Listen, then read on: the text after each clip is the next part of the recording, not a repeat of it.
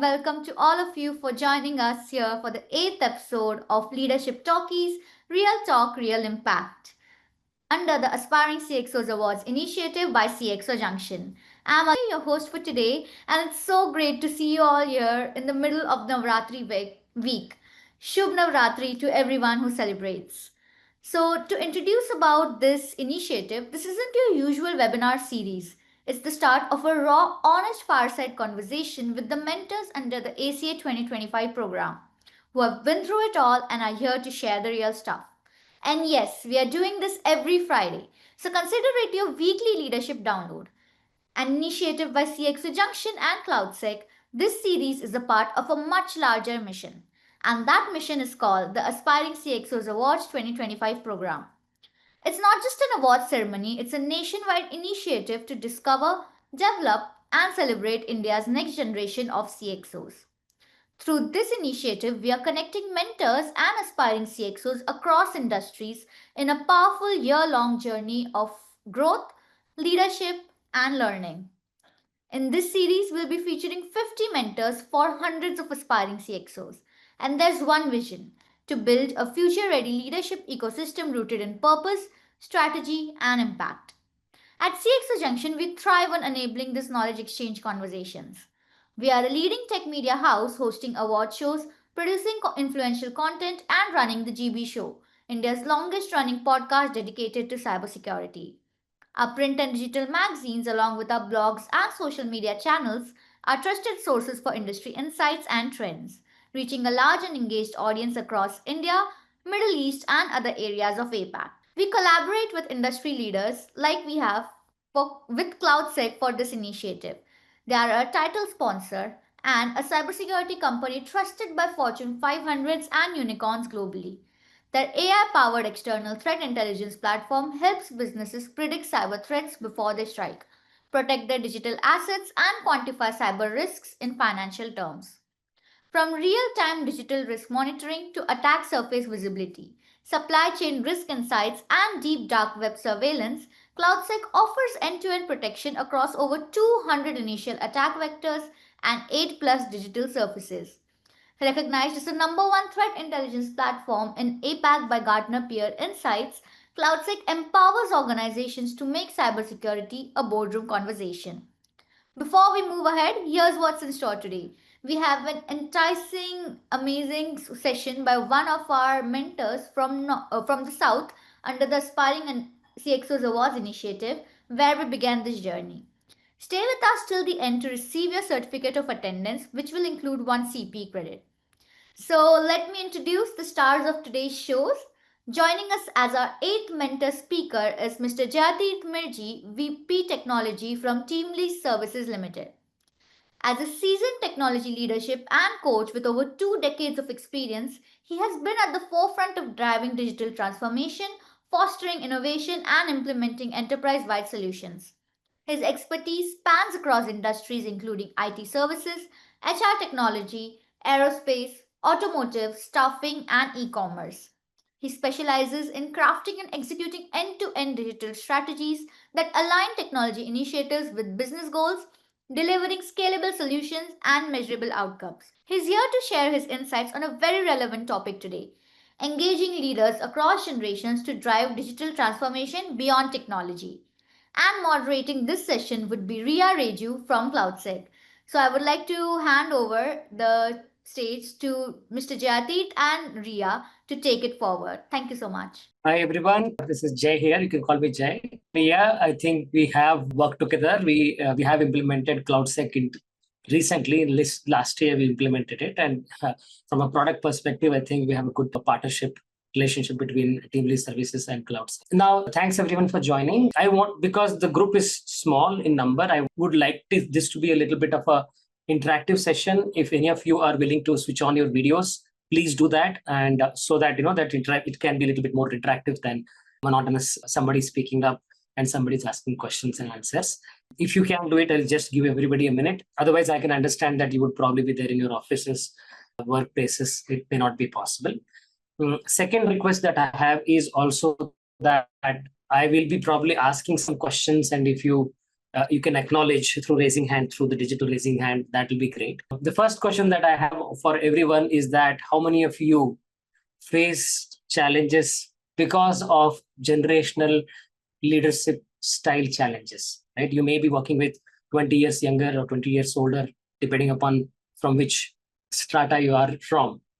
So you can raise your hand. That will be great. In the form of digital engagement here, raise your hand. Then at least one person, if you could raise hand, that will be great. I have raised my hand. Okay. I think, although you have not done that, I would like to, accept that, it's been my challenge as well. I'm 50-year-old, so obviously I have 27 years of experience in technology. Definitely, I have gone through various challenges and I have learned certain things in the journey, and I would like to share. So how we want to split this session is that I'll just spend exactly around 10 minutes to actually cover some construct of what I think is important when you are managing the leadership digital transformations across the leaders coming across the generational differences. Okay, I'll quickly share my screen, spend some 5-10 minutes so that you can, I'll share that presentation with Aditya and Isaka Devi later. If you want distributed, that would be great, so that you can refer it in future. If you can, I hope I have my permission to share. Yes. Okay. You're able to see my screen, everyone? Yes, sir. Yes, Jayateerth, yes. Excellent. So, see, just, again, I'm trying to engage people. Perhaps Aditi and Isaka, Ria, you can also get involved and then give answer, right? So what do you think? If you look at this picture, what do you think? What are you looking at the facial expression of this person? What do you guys think? He just, graduated and he's joining in to a big corporate world, and he's just, little clueless about Yeah. So there is a confusion on this person's face, right? But he is the topper of that. Just giving him, he's a topper of that, and there's still a confusion because you are coming from a protected environment. People who come from protected environment. So at least the people from my generation, right, have been given challenges, right? Quite a few challenges we had to go through, right? You had to go shift from one city to another city, one country to another country very quickly, in at least in my life, without a proper preparation from my side. However, the younger generation, which is also rightly have been actually protected by their parents, and hence when they are put into the corporate world, there is some confusion, right? The understanding of leadership, understanding of what is important for the organization takes time for them to get through, right? So now, just a quick definition, if you don't know, right? So this is what I have understood that, right? So the baby boomers, which are 30 years from now, Generation X, I think it's before our time, by my time. Generation X is what I belong to. Millennials is probably 10 years younger than me, and Gen Z is the one that is 10 years younger than current period, right? So there is a core value differences there, right? For baby boomers and Generation X, right? Stability, loyalty, experience, independence, these were very important for period of my time. Millennials, purpose, collaboration, and growth, right? Generation Z, Gen Z, security, authenticity, speed, right? Everything needs to be available very quickly. So there is a difference in the core value change, and if we do not understand that the leader, and we would have leaders across the organization from all these generations. We will always be working with these, especially if you're in a digital transformation, you will always be working with a very heterogeneous in terms of the diversity of generations. So, and as a result of that, the digital transformation can feel like a threat to established value of senior leaders and barrier to the purpose-driven motivational younger leaders, because the younger leaders are motivated and experienced people have the foundations that they have. So hence bridging this gap is important, right? So this is something that is food for thought, and many of you have already of that. So how do we tackle that? So first one is the foster intergenerational learning and exchange. First is understanding, right? As I mentioned, it is important to understand what is that. To understand better, reverse and two-way mentoring, right? Have somebody, especially I have a mentor who is much older than me, and I also have a consultant / mentor who's actually on a different area. I have other hobbies where that I need to take suggestions and advice from at least 15 years younger. In fact, I ask their suggestions because they are very good at it. And especially it is not work related thing that I get involved to. However, that is where we see that you will be able to learn from each other. And always making sure, especially during the decision-making process, the leaders, usually who are experienced leaders and think tanks, they will have discussions in the closed rooms on what is the strategy for the organization that is acceptable, and then come out with the strategy framework and then pass it on to the next generation leaders for execution. So it is not going to likely to succeed because you need to have a cross-functional and cross-generational task forces, not only in the execution, but also during the ideation. So by embracing two-way mentoring and diverse task forces, organizations can dismantle the knowledge hierarchy, any barriers, and cultivate a network of shared expertise. So this is how we can actually, one of the strategies we can implement to get the best outcome for our organization. Now, another thing is that messaging is also very important. So I have seen very, very bad results when I just come across as an authoritative person, and we have taken decision. I am vice president technology. Please go and get things done. May not happen. It is always focused on why, not just how. Because maybe in a closed room, as I mentioned, the why has been already discussed, and in your mind it is already there. Okay, this is common sense. We should do this. But please, right? Based on my learning, what I have seen is that so for senior leaders, it is important to focus on inclusivity and as well as explaining the message, tailor the message, not just the medium. And second thing, which is also difficult for across the generation, is that the medium of communication is very different for each of the generations. Right? So I may have been in the past relied heavily on emails and formal communication. And whereas this is something that I learned from my previous organizations, my dad, he never did my appraisal, my team's appraisal in office, at workplace. Used to go for a drink and then have a couple of drinks. And then he would start talking about, Jay, this is what you are good at, and this is what you need to work on. And, Samir, you can work on this one, right? And then because it is such a collaborative environment, he would also ask, what do you guys think that I should focus on, right? And what do you guys think my organization should focus on? That's something that I've learned because, that you need to understand there are multiple channels that are effective for communicating to everyone. So there is something that you need to use a formal town hall and detailed emails for someone, but by leveraging message, larger implementation strategies or initiatives, right? Keep engaging them with various aspects. We have created, the chat groups within the organization, and the chat groups are not just project oriented; they are also concept oriented, initiative oriented, or a hackathon oriented. So when they associate with the core business principle with the adoption of values of that or a value associated with that particular objective, they will connect with you better. So, and adaptive and inclusive facilitation, right? So another thing is that there is a difference between making a decision and then creating an executive order to execute it and create a very, very formal plan, go through the plan, assignment, but also embed an adoption of a coaching mindset, right? Focus moving on, controlling or direct style to another, enabling an empowerment style. This will help, right? So these are the things that I have thought through. Another thing that, I am by nature an introvert. I think I draw energy from thought processes, reading books, going through content which is educationally rich in content. However, my level of degree of celebration is a little bit moderate. But what I have learned is that if you have succeeded, your project is ended, you have done a good project. Right? So make sure that you celebrate and appreciate the teams that were part of that, so that the memory of that will actually help you to excel in the next projects. This is something that I have actually learned pretty recently, maybe 4 or 5 years back, where I always think, the project is done, let's go to the new project, especially if you're an IT service organization.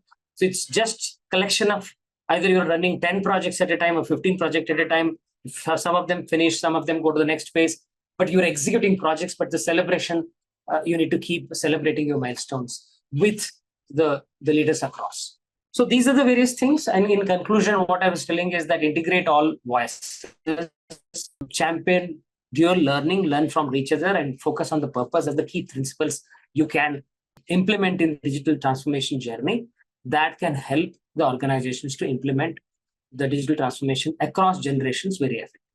So this is what something that I wanted to present everyone. So I'll stop here and then perhaps I will hand it over to Ria. And before that, if anybody has any questions, suggestions, any thoughts, please, raise your hand and then ask that right now. Okay. Ria, over to you. Sure. Thank you, sir. Hearty welcome to everybody on the call. So very informative session, sir. Thank you so much for that. And I have a few questions to ask here.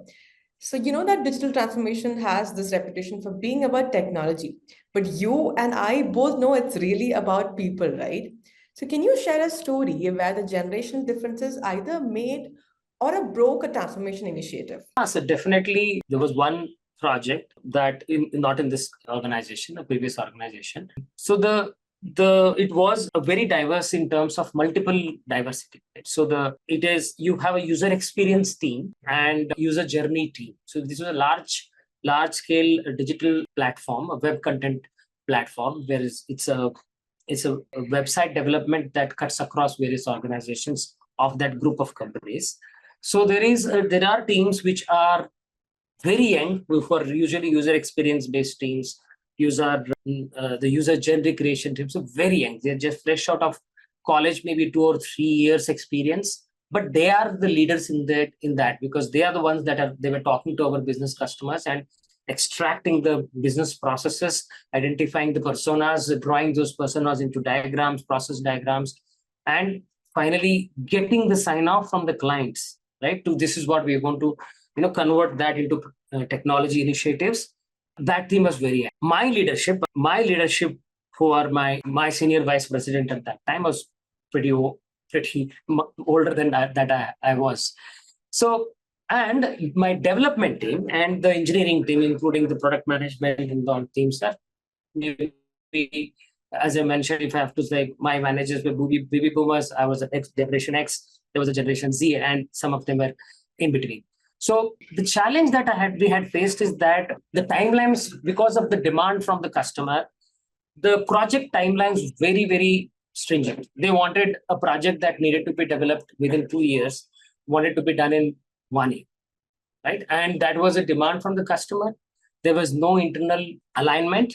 And me being from generation I am, so I took it. The information has come from my bosses. I want to implement it, right? So the first 2-3 months, what I realized that, especially if you're doing digital transformation projects that I was doing, most of the time needs to be spent towards the ideation and creation of these flows very effectively. Transformation into technology is quick because we were using a out-of-the-box COTS product for web content management solution, right? So there are products like Sitecore, Adobe, AEM. These are the products that already comes with the COTS product, and you have to customize it. So the engineering execution is not a big effort, but the ideation is a huge effort. And the ideation team did not even respect the time that was given. You said that you're talking about, create the ideation within 3 months for the entire series of products. It's not possible. Is there in their mind, but that's not articulated to me or anybody, right? So they are actually going at their own pace, doing a very good deliverables. But when I'm looking at how the score is that for, you have to, in 20 overs, you have to, 20 overs cricket match, you have to score 200 runs, and in 10 overs, they have scored only 50, right? So then I'm looking at that milestones there. I'm asking, what is the delay? It says, no, there is no delay.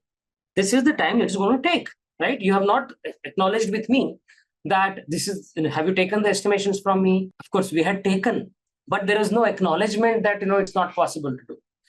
So what I realized immediately that no, there is a communication has broken down. So I immediately talked to the key stakeholders and of course, negotiated another 6 months of time, because earlier you make those conflict resolutions, it is better.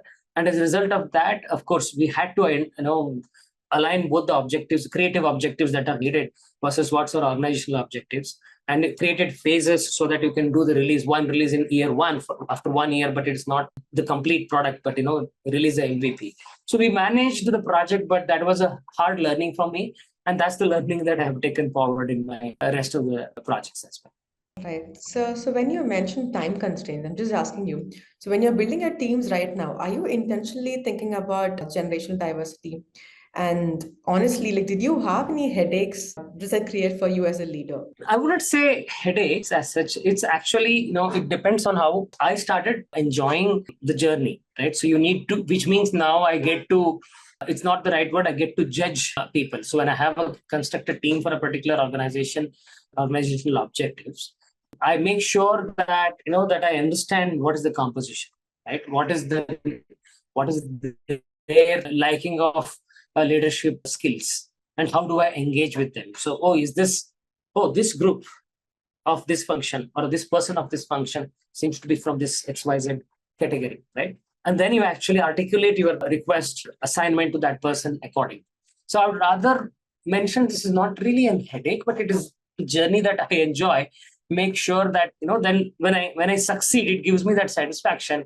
See, I understood the motivations behind this group of this person or this person, and I implied this particular strategy and it worked. Then I kind of cherish that. Oh, see, I just implemented what I learned. So that is how I perceive, implementation of these things for the future. All right. So different generations have completely different comfort levels with risk, right? Especially when talking about cyber risk. Now, how do you navigate that when you need consensus on something really big that you have to do? So there is a slight different way of looking into, right? When it comes to cyber security and risks, right?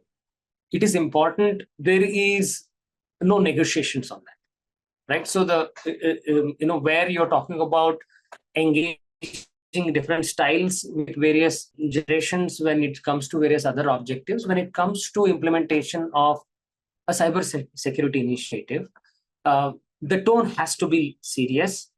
However, it needs to connect with the objective the way that I explained earlier, right? You have to talk about the motivation behind this. For example, if you are moving from EDR to XDR solution, or you're implementing in CloudSEK, when you implement CloudSEK is going to throw up a lot of warnings on your systems, right?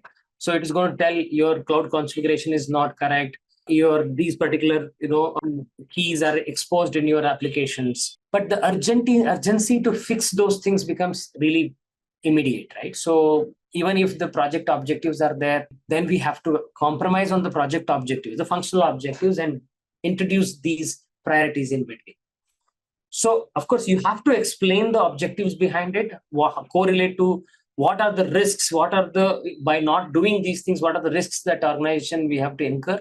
Make sure all the leaders understand and sign up. That messaging needs to be clear, but at the same time, it's not something that cannot be just achieved through motivation or just connecting to the objectives. It has to be done through a serious note as well. That's a really great point, sir. So beyond all technology and processes, what cultural shifts have you had to champion to make this generation collaboration actually work? So I think I have covered this one a little bit earlier. So see, the shifts in the culture, I don't think, in the Indian context, it is not, we are a very diverse organization, and hence we have come across all the cultures within Indian context.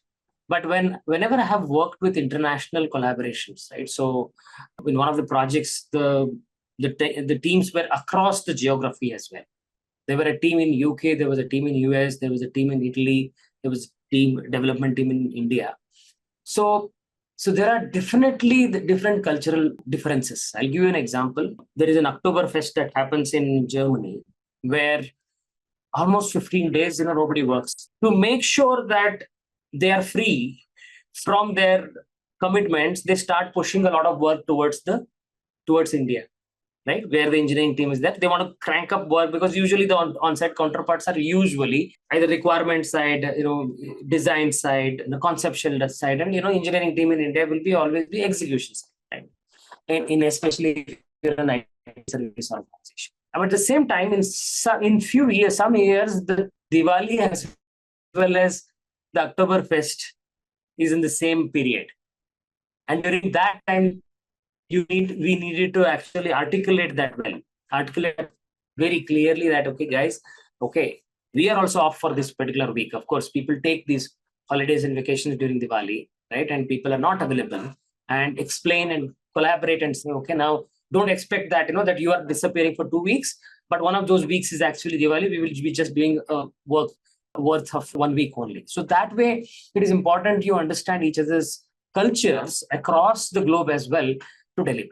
All right. So now I'm curious about reverse mentoring, sir. So are you actually learning from your young leaders coming up?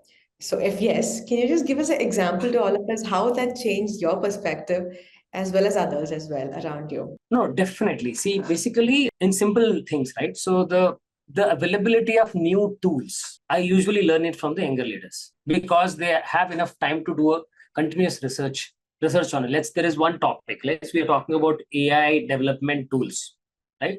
So I'm aware of 2-3 tools. I go to them and say, these are the 2-3 tools. We are thinking about implementing. What do you think?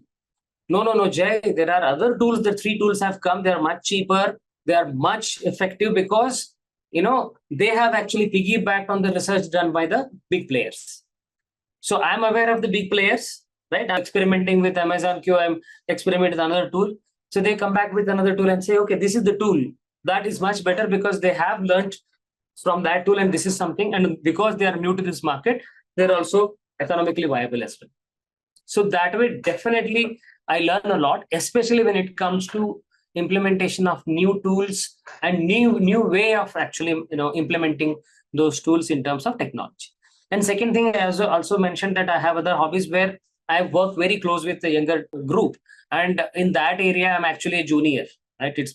I always take inputs from them. Hey, this is how it. Oh no, there is a new technique that has come to actually express this way, right? I am part of a communication group where we all participate communication exercises. Definitely, I learn from them. English, my pronunciation is not the best because I come from where English speaking is a luxury, but then everybody thinks, the younger generation thinks in English. Pronunciations are better. They're exposed to the Western culture faster. Right now, most of the guys actually watch more Western movies and web series than Indian content. So definitely the pronunciation, articulation, expression is something that I always learn from. Of course, so that notion is there, of course. But then what I personally believe is the better you deliver, the better you understand, right? So the how simpler it is, the better you understand. Leave it the pronunciation part or anything. If you're able to make the person understand what you're talking, that's like more than enough what you can do. Right. So as we look ahead, like digital natives are actually moving into senior leadership roles. Now, how is that changing what it means to be a CISO? And frankly, what it means to be any kind of C-suite leader? So this is a little tricky question. See, I don't think this is going to be a huge difference, right? So the leadership at core, this is my opinion, leadership at core doesn't change a lot. Whether you are a technology leader, a CTO, or a CISO, and whether you are 25 years experience, 15 years experience, or 10 years experience, you are coming to that leadership not because of whether you're a digital native or not, because you carry that leadership skill. You carry your relationship, you correlating your organizational business objective to your individual business organization's objective.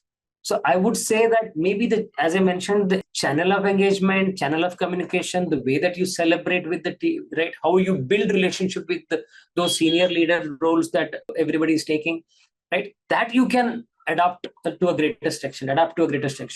However, I think at core, it doesn't change a lot. And I think that resonance with other leadership is going to be easier because it is usually thought driven rather than style driven to a greater extent.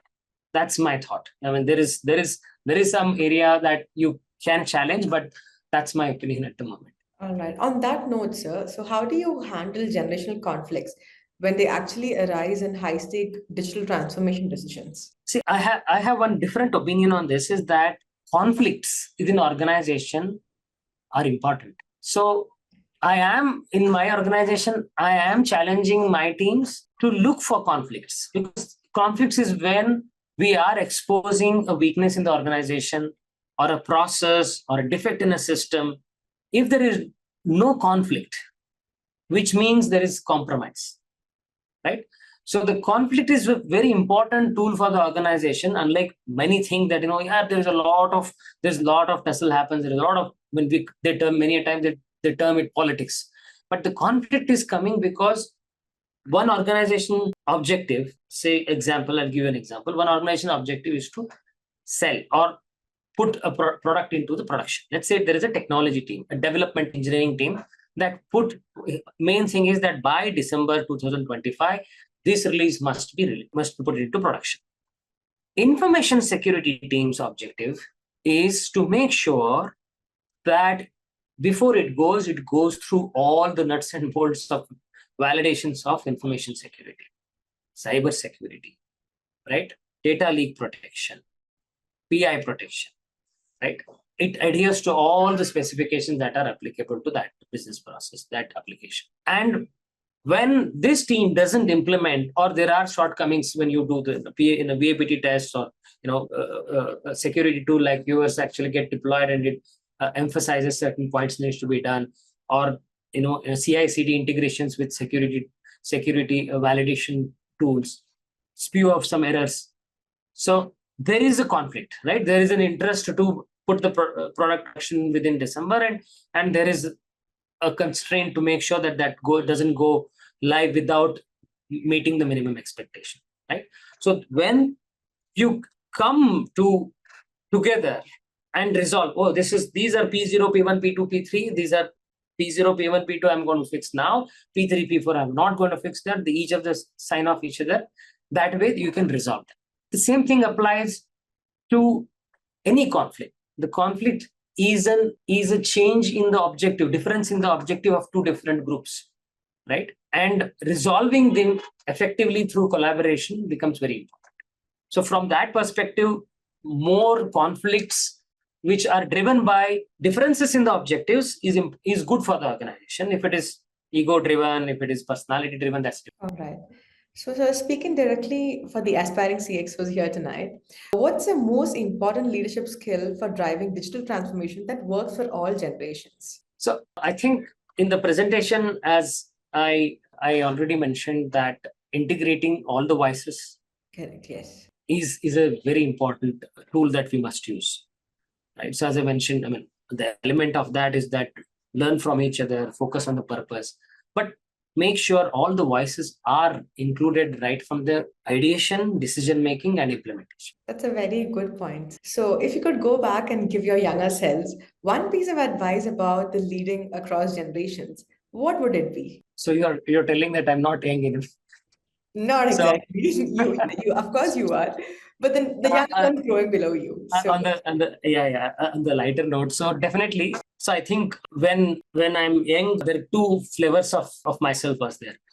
I was, in certain cases, I used to think that I know a lot. I know I'm the best. In certain cases, I used to be really anxious when I'm put into very, very unknown situations. Ambiguity. I used to hate ambiguity.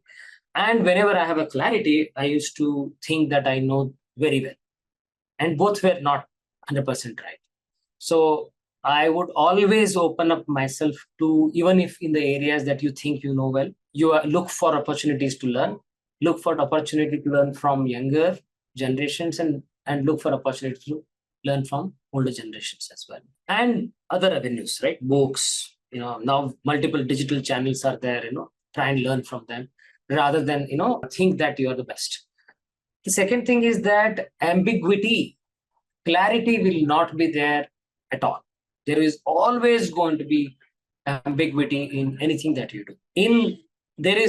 If you're in college, anything, there is clarity is there. Here is a syllabus.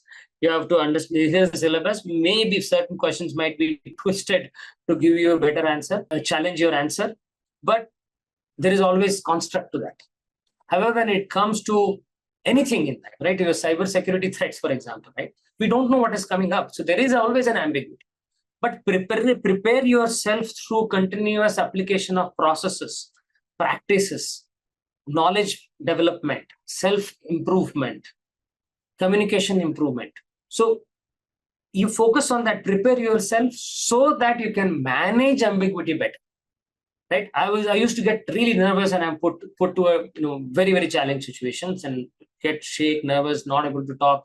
So, but then slowly I realized that this is not an exception. There will always be ambiguity. There is something that you have to accept as your responsibility or start executing it, even if all the nuts and bolts are ironed out. So at that point in time, prepare yourself through processes so that you can take up that challenge. That is something that I would probably take back myself and do some corrections there. All right, sir. So this is one last question, sir.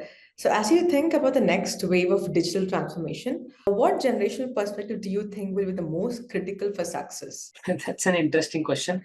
That's probably a slightly different, wrong question in one say that there will be always, all generations are important. Experience is important. The energy of the newer generations are important. The caution of the middle tier is very important. So I think it is, again, as a collaborative execution is important. However, we have to pass on that baton to the next generation. So they are critical for success, but it is going to be always mixed bags. Thank you so much, sir. So for me, if there's one takeaway, it's that transformation is not about tools alone. So it's about people, culture, and the ability to learn from one another. So actually, no matter what generation we belong to, when experience and the fresh perspectives come together, innovation really takes off. So I hope today's session give you some practical insights and questions to reflect in your own leadership journey, and everybody on the call as well. Thank you so much. Over to you, Aditi. Thank you so much, Ria, and thank you so much, Jayateerth sir. This was such a different topic than what we usually do, and I'm sure everyone was very keen to hear about it. So if anybody has any questions for now, you can put it in the chat. There is one question that I see. The inexperienced younger generation want to learn on the job, but don't wish to use personal time. It's actually very, very, very apt question. Okay. See, I will apt question, but how do you tackle is also very important. That this is maybe it's not where that many years back, right? So the 3 years back or something like that, there was an intense pressure to complete a project. Okay. And I, of course, I'm married. I have 2 kids. And my parents are there. They're 80 plus. So there's so much of responsibility is there. In spite of that, how I have grown is that I have to focus on execution. Then I come 8 o'clock in the morning, I'm going back 9 o'clock in the night, and then my drive distance is 1.5 hours, right? So I'm getting up and coming to office and going back and sleep. And this is happening for like weeks together. And in my DNA, this is how I can solve this problem, right? This is how, right? And I have to compromise everywhere. My personal time, Saturdays, you have to come. Right. So I started demanding same from my teams. Right. So my immediate report is, because I'm their manager. Okay. There is some sort of an alignment is there because we also have some relationship, understanding each other. So they've more or less adhered. Right. If I'm coming out at 8 o'clock, at least they're here by 8:45. However, my next level leadership is also not the executive people who are doing the work themselves. Right. So the actual development team, engineering team, right, DevOps teams and all those things are younger generation, right? So they are not doing it. They are doing it maybe 1 hour extra, 2 hours extra, right? So if you're consistently asking them to deliver, right, sacrifice their personal time, then the valid question is, Jay, if we have to go through this, and whose mistake is this? They don't ask that. Whose mistake is that? That's your mistake as a leader. You have not understood what was needed to deliver this. Maybe did you need twice the team members? Did you need longer duration? You have given a commitment to whatever your client or a stakeholder to deliver it faster. That's your problem. So then I realized that it's not going to work. Maybe I can motivate and get things done for this project quickly with big borrow steel in one terms of communicating with them, articulation, good speech, or presenting the status, what is the impact analysis if we don't meet, and everything. By doing that I can get things done, but I cannot do that all along. right? So this concern is valid. Inexperienced younger generation want to learn on the job, but don't wish to use personal time. So how do I manage that? Make sure when we are planning, you actually plan that you have to give some time for them to learn, right? So it may not be looking practical now, but I have seen that especially in the international setup in US and UK, I had seen that they don't, when they estimate number of hours for that week, is that available number of hours is 40 or 45, depending upon how many hours per week you work. Only 80% of the tasks are assigned to them, so that learning process is actually possible for the younger generation. So it is if you just look at the face value, yeah, it's a challenge. They should be learning, right? They have to take training. Then what happens is that, how do you tackle that? Now you arrange for the training programs, even on weekends, which is mixed with fun, right? So you're going to have, okay, we're going to have a 4 or 5 hour session on Saturday, right? Out of that, 2 or 3 hours is a training, and there will be a game. So whatever that you mix with that, and there will be a party afterwards, it is mixed.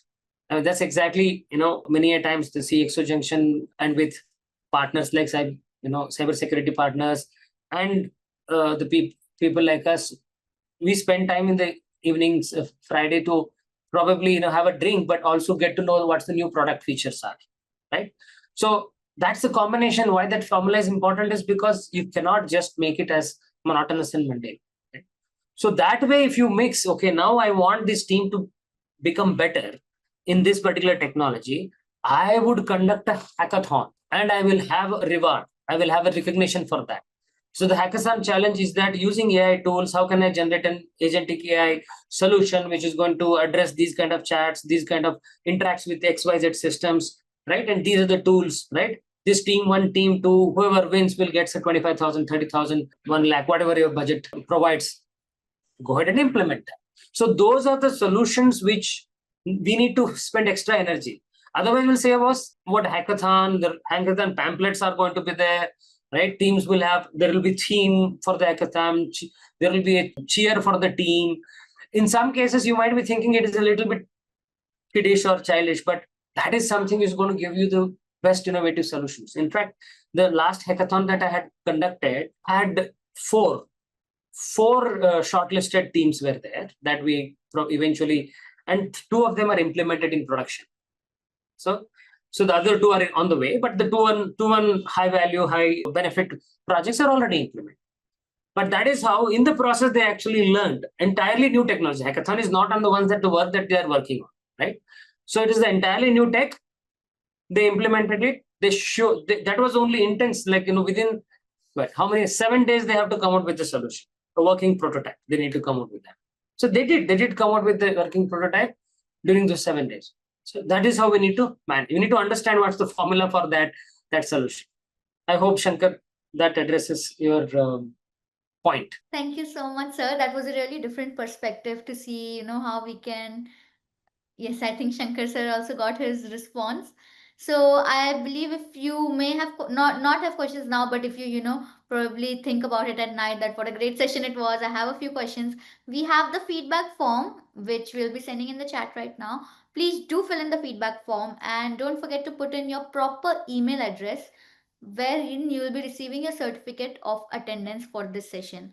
So please put in, any sessions that you want to see in the future, anything you would like to say about Jayateerth sir's session. We'd love to hear your thoughts on everything. So please do fill in the short feedback form. So anybody had any further comments? Because I honestly, guys, I wanted to just a little bit more interactive. Anybody want to say hi? I think, sir, it's because they're all in their offices right now. I believe that is the thing. Okay, no problem. Hey, there's one more thing that I wanted to mention from one question that came, right? So that, yes, what do you learn from the younger generation as well? See, currently I have split my time in such a way that in the evenings I do coaching for upcoming leaders as well. Oh, wow. So some of those sessions that I go through, right? So I learned a lot while I'm actually mentoring them as well.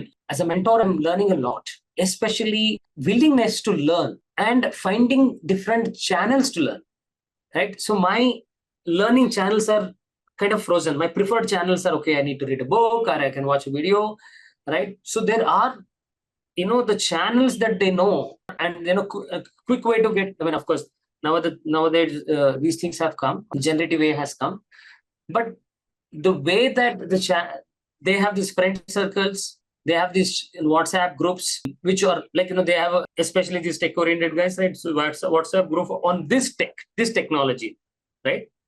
And they also are, having a channels which only talk about that technology, right?